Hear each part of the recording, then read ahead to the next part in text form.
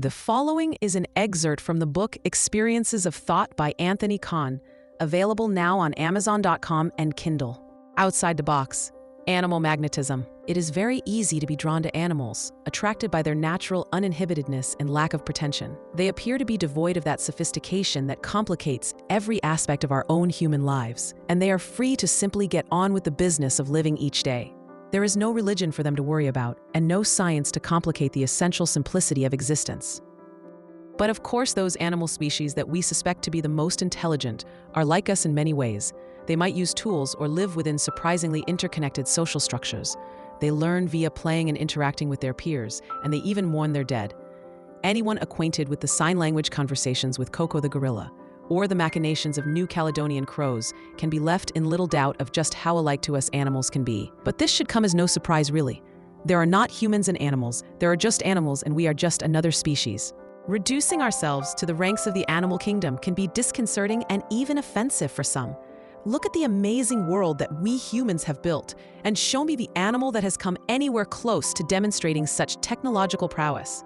But it is easy to forget just how recently that our world of sophisticated infrastructure emerged from the landscape. We only began to emerge from our lives as hunter-gatherers a little over 10,000 years ago, on the eve of the agricultural revolution. It was only then that we first began to farm the land and build townships. It was only a little over 5,000 years ago that writing was in regular use by the Sumerians, and less than 600 years ago that the movable type printing press saw its first print run in the Holy Roman Empire, modern-day Germany, allowing for the rapid dissemination and easy availability of ideas for the first time. It was only 250 years ago that the steam engine and the Industrial Revolution ushered in a world of mass production and high-speed transport, and only 50 or so years ago that the computer age came into its own. As you read this, perhaps on your tablet or mobile phone, do you think your ancestors living 15,000 years ago were markedly different from you? Their lives were very different, certainly, but their biology was not.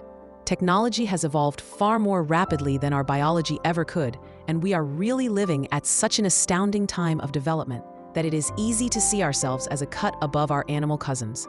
But they are our cousins most definitely, and the us of 15,000 years ago might have been able to appreciate that more easily.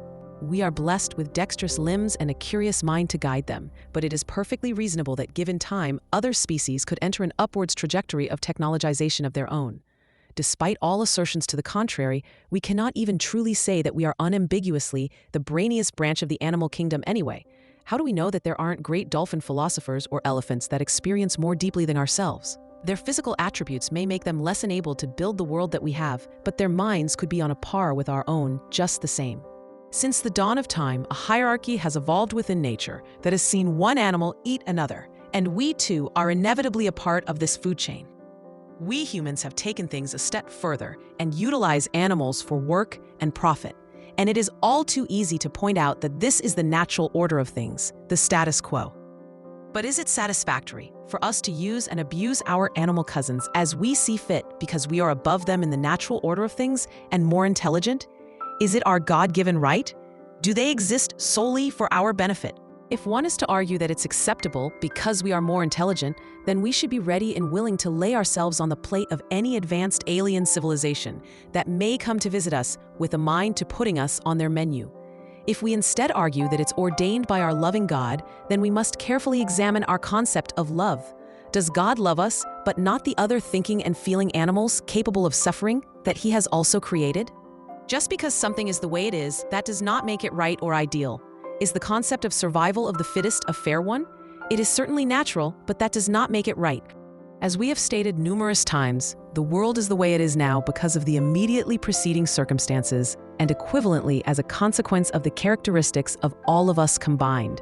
It is not ideal that we must kill animals capable of suffering for our own sustenance, but it is also unavoidable in some respects. We are omnivores and can get by to some extent without meat, but other animals cannot. What is more, the welfare of billions of animals today is interwoven with our use of them for food and profit. If we all stopped eating meat tomorrow, the ramifications would be enormous. Countless animals would die of neglect and farmers would lose their livelihood. So what is to be done if we are to live in a kinder world? As with many problems in our world, there is no easy solution. Whichever course we take, there will be untold suffering. The sad truth is that we do not always possess the means to bring about an instant fix to the most complex problems that we face. That which evolves over countless aeons cannot be rectified in a day or a year or even a lifetime. But there is one thing we can do, and that is to acknowledge where an existing system is leading to suffering. We can think deeply about why things are the way they are and ask ourselves if the status quo is really ideal or fair. We may be unable to envisage any solution to the problem, but our awareness that it is a problem is already a step in the right direction. Insofar as our fellow animals are concerned, we can at least look upon them with more compassion and more appreciation for what they are. We can begin to take animal rights as seriously as we take human rights and acknowledge that suffering is suffering, regardless of who the sufferer is. We can go out of our way to assist that animal that we see who could do with our help. Every life is important, and helping another conscious being is a worthwhile and rewarding experience every time we engage in it. In the last section, we began to envisage a world larger than our own, a multiverse of experience built up from the individual universes of experience that constitute every mind in existence. It is important that we reinforce at this point that in this model of all that exists, we are not talking only of human minds. We really are talking of every mind that exists. There is no more reason to ascribe the property of consciousness to your fellow human being than there is to ascribe it to your animal cousins. They may be smaller bubbles of experience than we are, but they are their own individual universes of experience, just the same.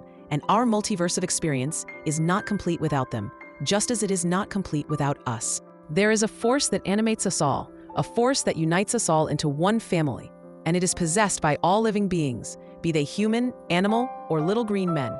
Think of it as a kind of animal magnetism, if you will. But the force we speak of is, of course, none other than consciousness itself, the being part of living.